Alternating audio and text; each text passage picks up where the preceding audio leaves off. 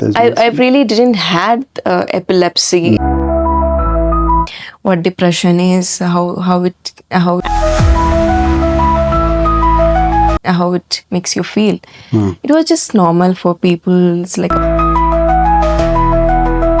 that has helped you along the way and be able to align your life. So you found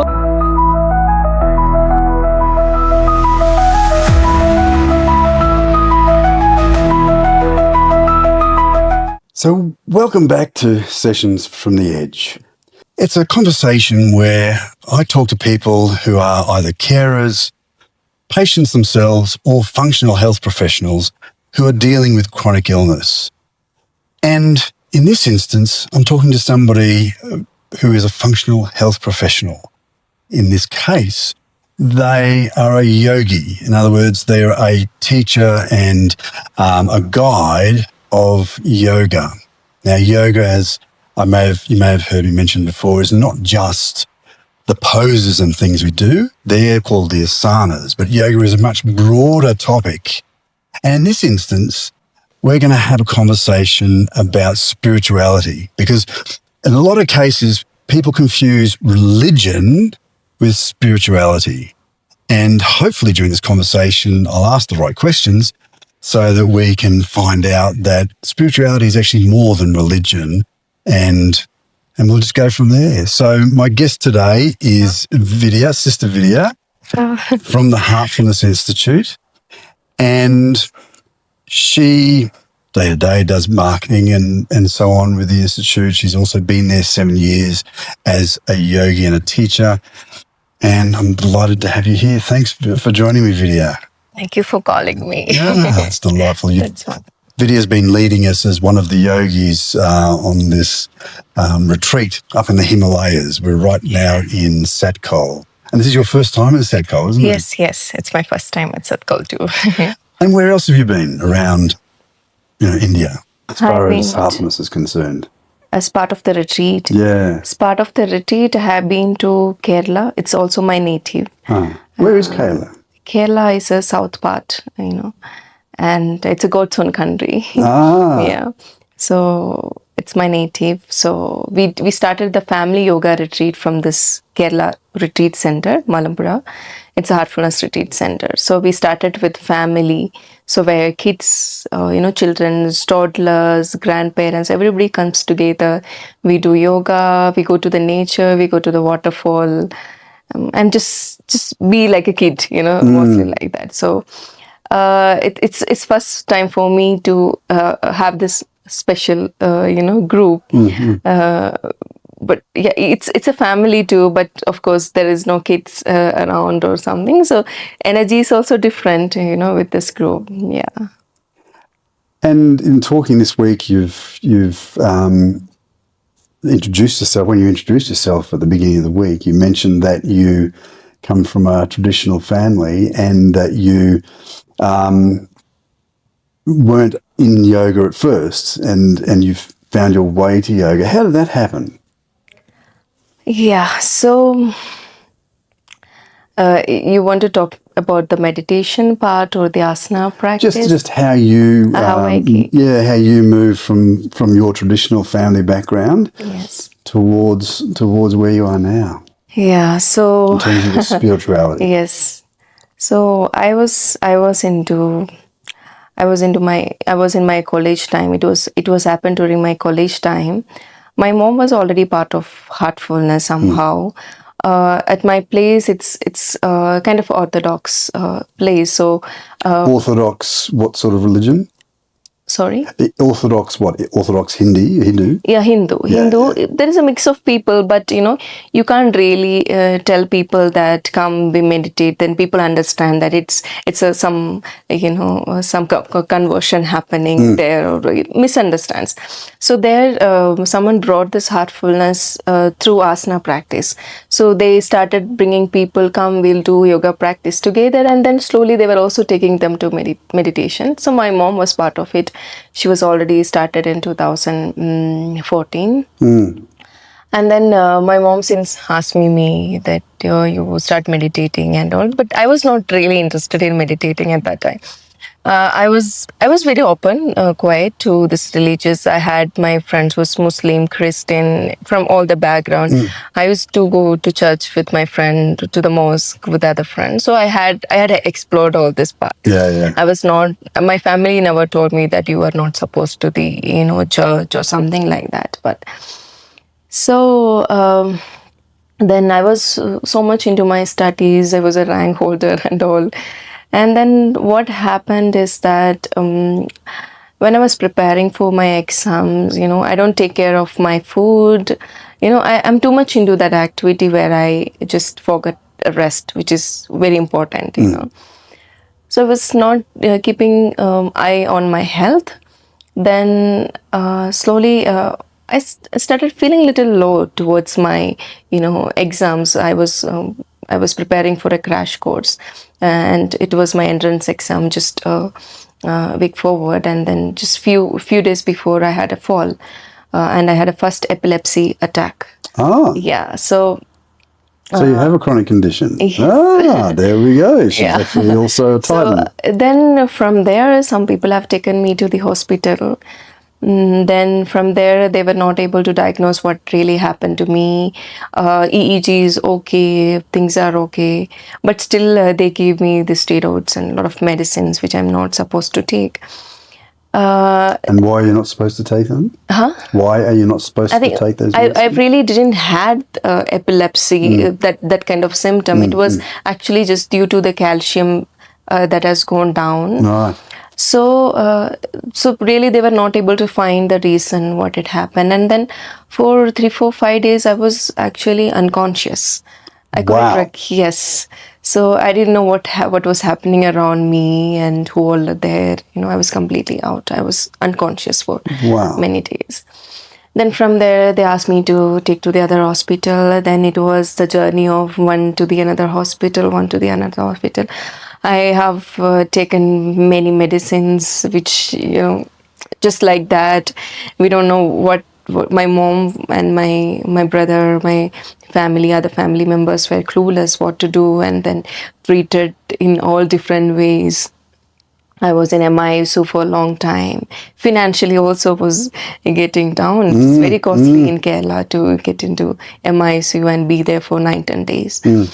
So at that time, I couldn't write my entrance exam also. Then I was depressed too, At that time, even my mom is so close to me. She's a single mother. But still, I don't know, something, I couldn't get support from people around. I don't say emotionally, but really someone might have sit with me to ask, what is happening to you or something. I missed that. Then I started piling up things inside me, going really down, and I was getting this attack again and again. Then, okay, I wanted to continue my studies because I was good at studies too. I like learning and going deep. I was a science student too. So then I've joined MLT. MLT is a lab technician. Right, okay. Yeah. So then it was away from my home. I was in boarding school. I was studying there. I also had relationship issues, and everything was coming, as a teenager going through everything. I was not really able to hold on myself, I just collapsed each time. Then one doctor told me that you really should take a break from this. You need to rest. There is a lot of stress on you. It's the first time I am hearing from a doctor saying that I have stress, Till now, everybody was trying to understand it physically, everything what's happening, even though my calcium level was also down. Calcium level, can you explain what that is? Calcium. Oh, calcium. Yeah, calcium. Right, okay. Yeah, it was down too at that time because of my improper diet during that time. Sleep was very less because of everything was without sleep. I was studying and doing that. So when this doctor said, I could feel it. Yeah, something is there which I'm not I didn't even know what stress was. I didn't even know what it could be, what it can cause you, what depression is, how it makes you feel. It was just normal for people. It's like, oh, she's like that. Just it's life. Get on. It's life. It's okay. She just might be doing like this. So yeah, there was no compassion around me other than my mom and my brother. There were a lot of judgment around me. And even I tried to, I'm so emotional, now see that it's going down. Very emotional. So, really? Yeah. So I tried to get trapped of those judgment. I was like, oh, it's something I am, I used to get very deep, go overthink on that as a teenager. Yeah. And then a doctor also told me, you should start meditating. And then to my mom, my mom was already there in meditation, so I came to Heartfulness for my health, health purpose. I started meditating. I was taking some medicines for this kind of issues. You have to take this dosage. You can't stop it immediately. It has to go down, and some people has to take it for longer, lifelong. It's that. So one day I was this medicine. I started putting a lot of weight, and my neck was, the color changes was happening over my neck, so dark, acne were coming up, and sometimes I don't like medicines usually, even since my childhood, but I forced to take it because of this. Then one day I just thrown this medicine through a pot, and next day I see something like a ball on my flower pot. Then I was like, what is this? Then I went and took it. Oh, then I remember this is something that I have thrown yesterday, So mom has watered the plant. So water has absorbed this, has become so big. Then I was like, oh, is this something that I'm taking 2 times every day, I got literally down at that time. Then I also started meditating by then, and then I really wanted to look after me. This was a life-changing, a thing that happened. Then I started meditating. It was on and off, when you begin, that, you don't believe much into that process until you expect that experience in the first meditation session or something. So I had a pretty good experience in the first, but then I was thinking, oh, maybe I'm sleeping, or I don't know what's happening at that time. I had a preceptor also who used to come home and do it. And now, for those people that might be watching, what is a preceptor? Yeah, the preceptor is a person, is a trainer in the Heartfulness, who teach you to meditate, who also help with the sittings. So we usually have a satsangs that we meditate together, or even a preceptor or our guide will be giving the sittings. And weekly once we take the sittings with the preceptor. So when we are beginning your journey, we take 3 sittings personally with the preceptor to initiate this process. So there is much beyond more that, but this is a little bit of understanding. They are trained, they know, they are the channel.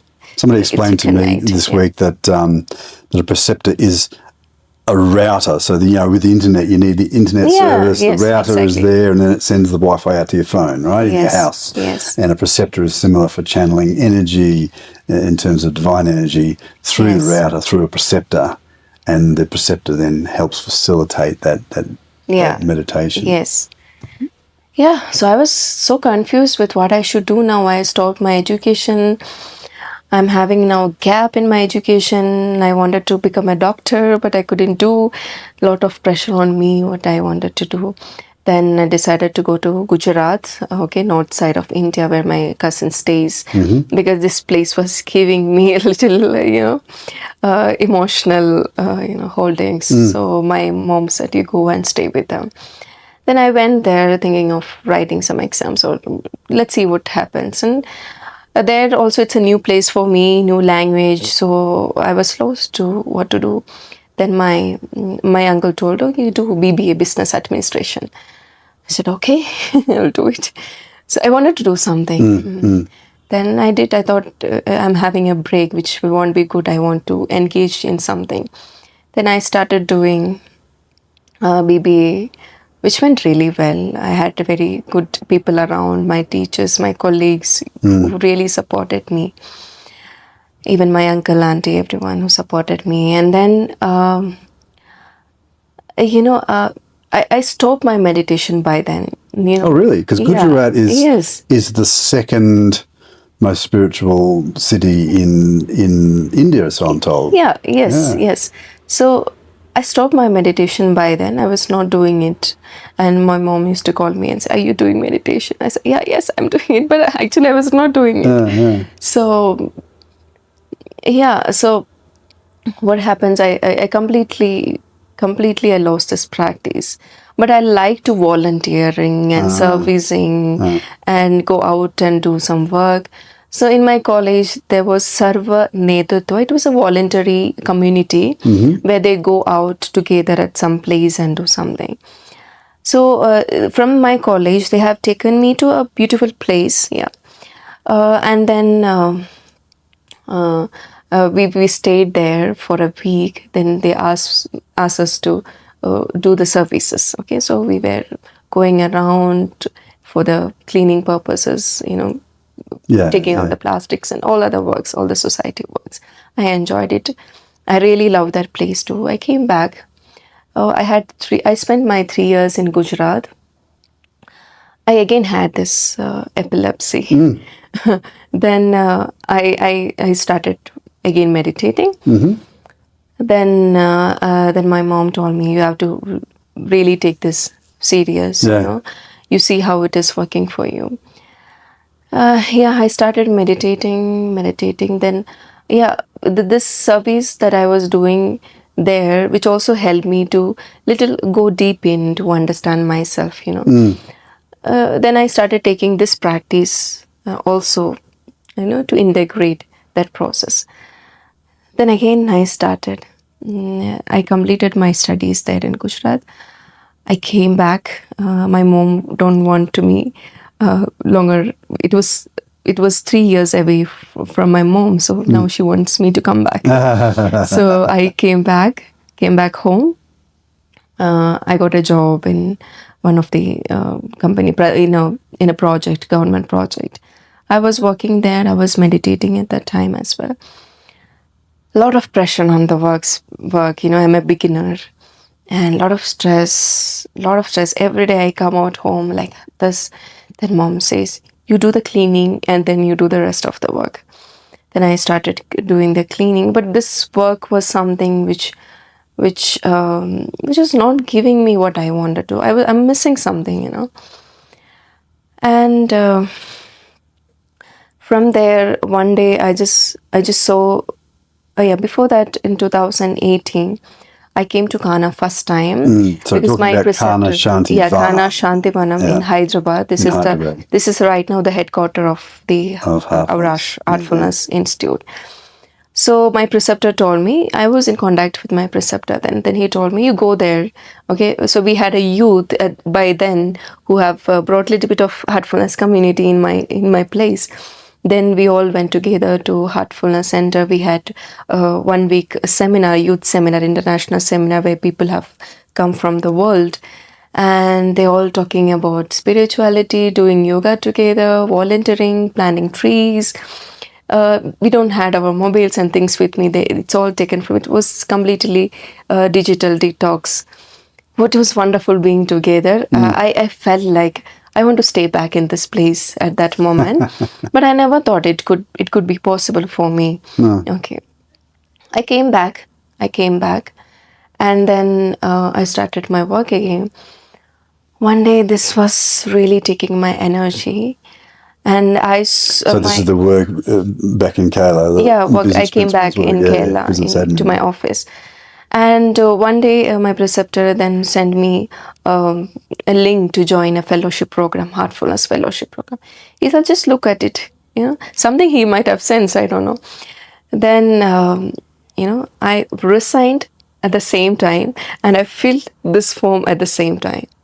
I don't know whether I will be selected for this fellowship program. This is a one year internship program where you will be able to be selected in one of the wings in Heartfulness, whether Brighter Minds, Yoga, You Connect. There are different things, wings of Heartfulness, So I was really, but clueless whether it would happen or not. But that moment I took this decision. I did. Then my resignation happened. Then I'm waiting for 3 months. There is no reply from this. I was like, okay, what's happening? I should be doing something. But from nowhere, I got a reply that, oh, we interested in your profile. We'd like to interview you. Then I interviewed and they asked to select which area you want. And yoga, I was into classical dance too. So I practiced yoga since my high school, but it was more like an exercise and things like that. So when we're saying classical dance, we're talking Indian classical dance, Indian not classical ballet dance, or something like Indian that. classical dance. So she's a good dancer. I watched her. We took a video of her around the fireplace yesterday. Yes. Now I'm pretty away from that. Yes, I'll do that soon. It was a lovely time. Yes. So then I got this. I got selection. And then I saw this yoga wing. Then I said I want this. I get too into it. Still, I didn't had any idea that I'm going to stay back. Yeah. I finished the training. I had a wonderful time in this institute. Even my director academy was really helping us. I'm new to this. Even though I'm meditating, I'm completely new to feel the space of heartfulness.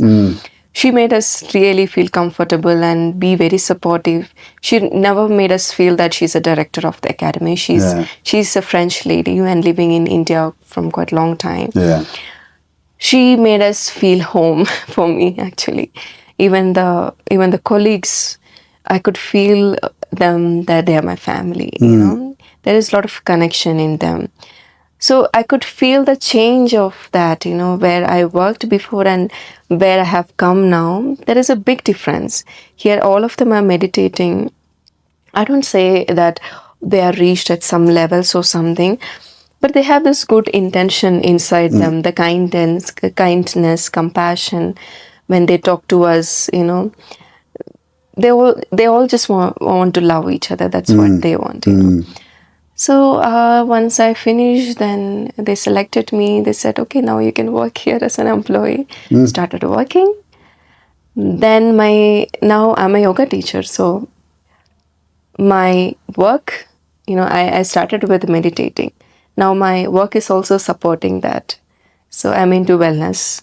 And as a meditator, I think this wing is really helping me to grow, Have you had any further epilepsy bouts? Yes. Yeah? So coming back to that, I stopped my medicine myself.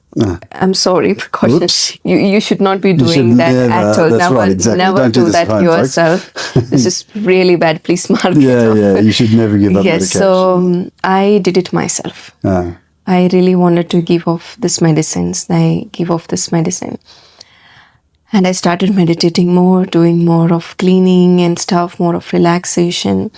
And just try to make me more free, like more happiness, more love, joy inside me. I tried to be more like a child again, Then I just forgot about what all happened previously, what happened to my health, everything. Now when I'm saying that this all happened to me, I know only this much. What I have gone through, I don't have an impression of that. I have completely gone out of that. You've forgotten that impression. I don't remember a single thing what happened to me at that time. So I had epilepsy one time. But I could able to manage it. But now it's almost 6 years that I'm out of it. Wow. 6 years, self-unmedicated. Yeah. And for epilepsy, that's quite a thing. Yeah. And you've not had another, you're in total remission. What? You haven't had another fit, epileptic fit? No fits, yeah. Wow. And so how do you think, so obviously being involved in heartfulness, I can see two things here. One is that when you were doing business, Yeah. you were good at it, Yeah. but it wasn't your calling. So, for instance, in my book, The Ecology Diagnosis, I say that the soul, because I was struggling, to be honest, when I was writing that book. That was my first book. When I wrote it 2024 into January of last year, 25, I could do the mind bit, I could do the body bit. I had no problem scribing all that out. Yeah. But when I came to the soul, because I'm agnostic, I really had a problem with trying to understand what spirituality was and what the soul was. And ultimately, I came to the conclusion in Ghana, when we were there last year, and it's about finding your calling. What is your reason for being on this planet? Not what your parents told you should do, or not how you have to earn money, but why are you here? And I can see that is one of your perspectives, one of your you've found your purpose. Yes. So you're in harmony with who you should be and what you should be as a person on this planet. But the other one is around heartfulness. I think that you've come to this environment and you've found this love. So what I'd like to explore a little is, what is heartfulness? Heartfulness is nothing, just love. Okay. Yeah. Heartfulness is just a simple practice that takes back to your heart. Just listen to your heart. That's what it talks about. So in meditation, we close our eyes and just try to connect back to your heart. We give a suggestion that there is a divine presence in my heart. As a beginner, it feels like it's a suggestion, or you put more of your mind, or judgment, or whether is it still there? Am I supposed to see that? Am I supposed to feel that? This is something comes up. And when you also say you have to fix your goal when you start meditating. For me, it was not easy to fix my goal at the beginning, but I also see that as you practice, it also comes up. You become more clear of what you want to do. You try to listen to your heart, rather than trying to connect with a mind. There should be a balance as well. But your mind might be saying no, but so your heart might be saying no, but your mind might be saying yes. So you should be able to differentiate and then completely focus on what we truly are. So here it's a effortless practice. We are not focusing on any chakras or a breathing or anything outside. There is no much focus. Maybe when you bring the focus to the heart, thoughts can come in. We are beginners. Thoughts come in. I'm practicing now almost 8-9 years continuously. Still thoughts comes. I have to refine my practice more and more. Yeah. So we just surrender to it. We are trying to not to be judgmental of what it's coming through. Rather than each time it's come, let it be like a clouds, but you again bring back your connection to the heart. When you do this process at a time, you will be able to meditate little more longer time. You start with 5 minutes, 10 minutes. You see that timing is going, stretching, expanding. You have different experience. I don't want to share my experience in meditation because each one of us are different. My experience is different, your experience is different, but when I share my experience and to a beginners, they expect that. Or maybe if I'm sharing a bad experience, this is what going to happen in meditation. Anything it could be, Experience is experience.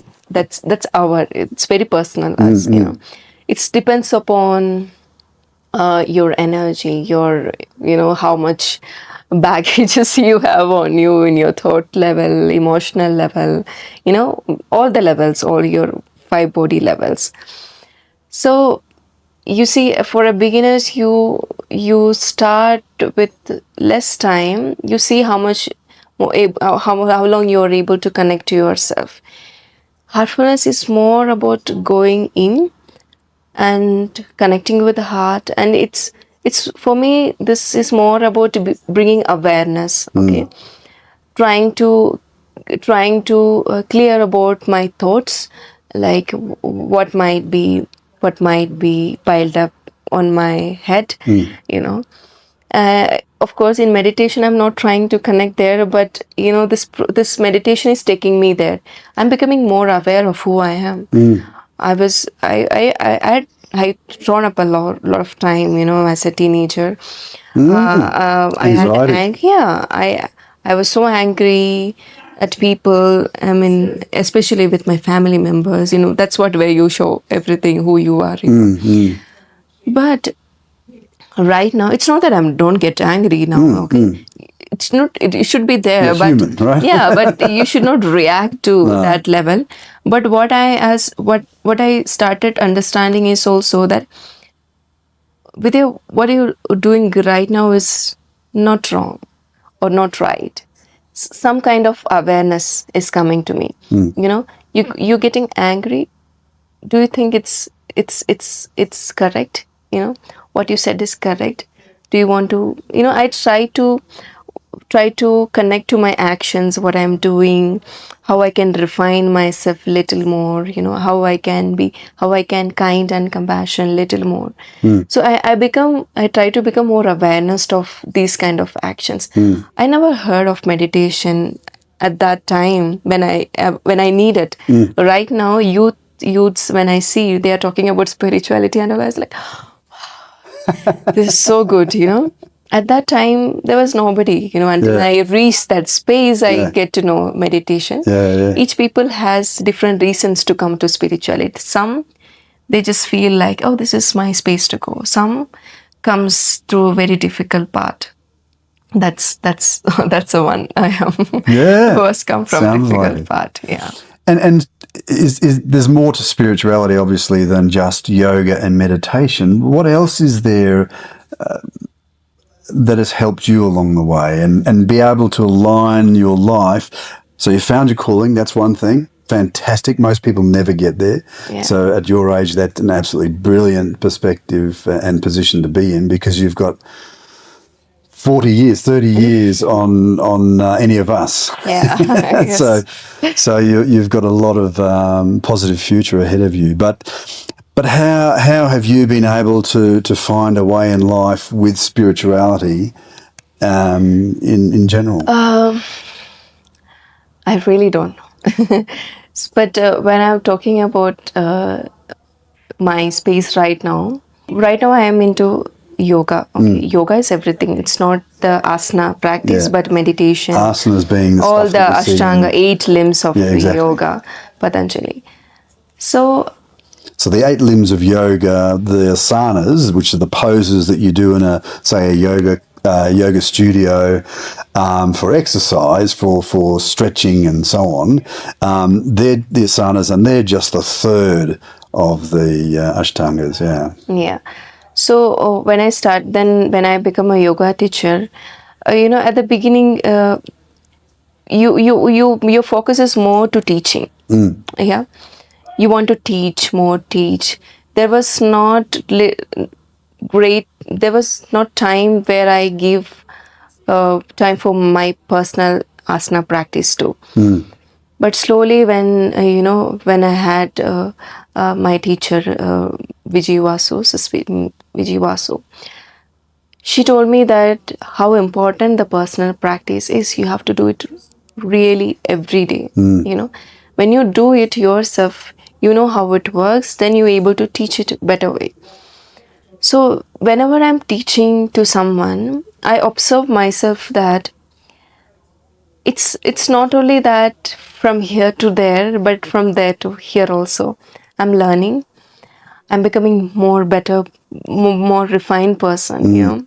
So here, when now somebody was asking me, you might have you have gone to some level right now. I haven't. I have not. I'm still finding out to go there. But what I trying also to be surrender. Just let it be, let go. That's what I'm so emotionally attached to people, emotions and things. And now I started releasing it slowly. I have my preceptor who I share these things, and she not advise we. Just share with her. I can openly share with her everything. So she says like, you maybe, I started feeling sometimes, I started feeling bad because I cry fast for small things. Right. Then she's like, that's okay. You don't need to feel bad on it. Rather, you accept yourself as it is. That has changed me again. Just accept me, whatever and whoever I am. Then that's also take me to the next level. Now I don't feel bad at if I am emotionally go down. That's okay. It goes. But I try to come back. For me, there is always a center. If you're going up or down, you have to come back again. If you're going up and down, you have to again come back. It's almost like an infinity. Yeah. So spiritual practice, maybe where you're a very advanced practice, you will reach. That's a goal also. You will reach one day a space where you are completely surrendered. Nothing affects you. It takes time, and especially as a human being, there are a lot of other things, family members, relationship things, surroundings affects us.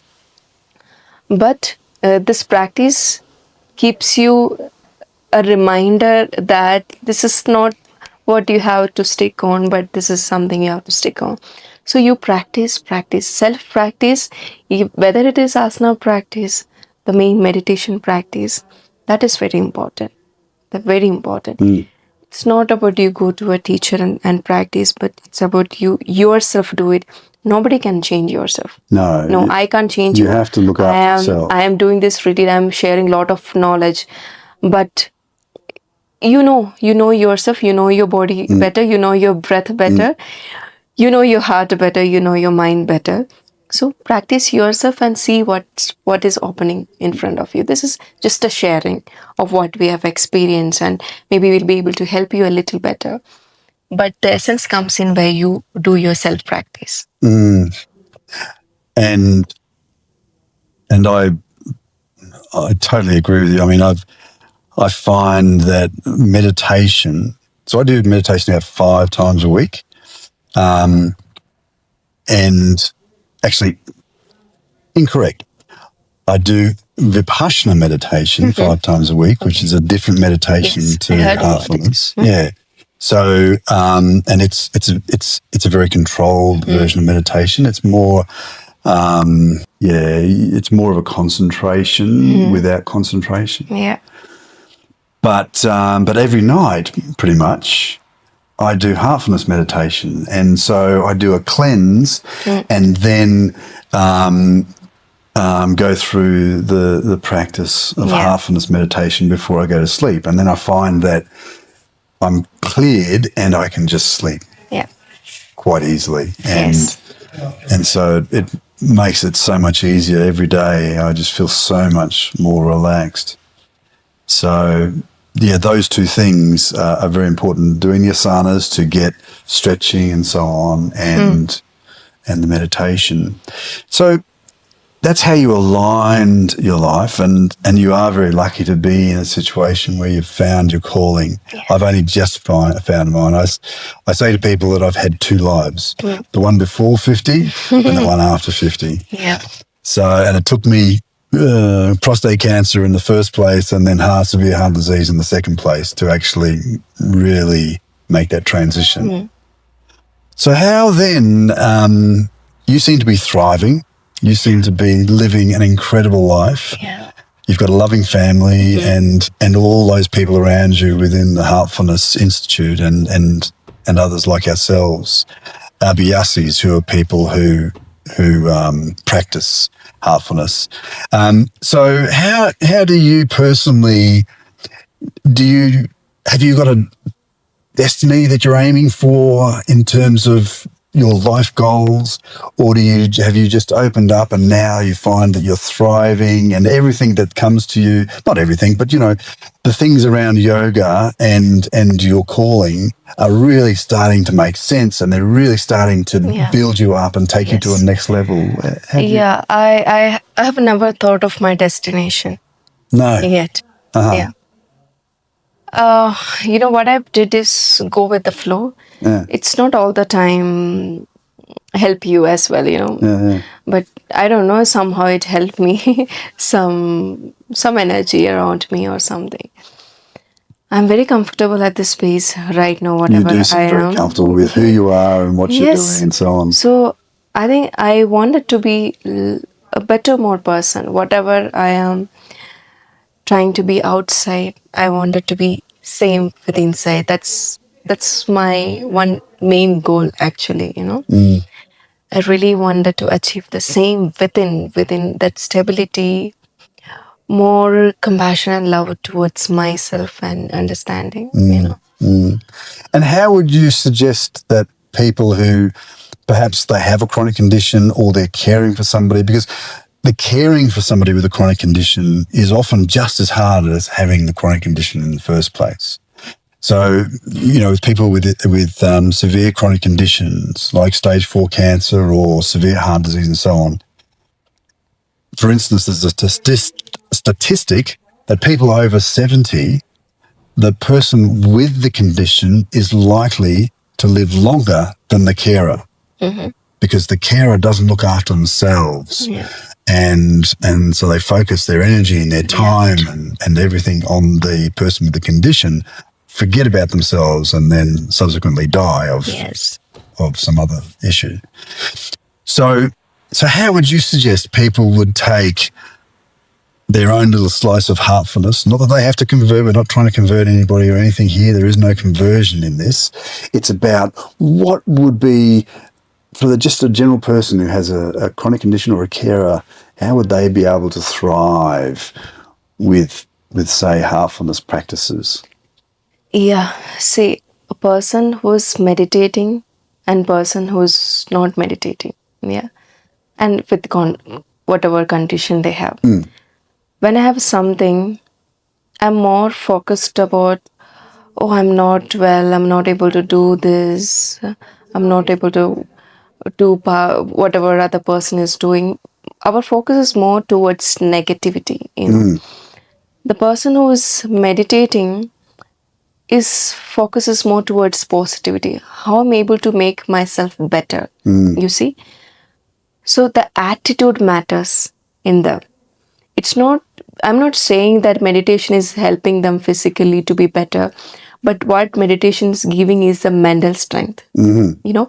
The mental strength. Whatever goosebumps coming, whatever you are at that time, you are able to accept yourself as it is and try to move forward rather than you know, being sad and no, I'm not able to do it. That with a chronic condition, there are, you know, preceptors will guide them how to move forward. We have a program called care, where we give polarity, combination of things together, you know.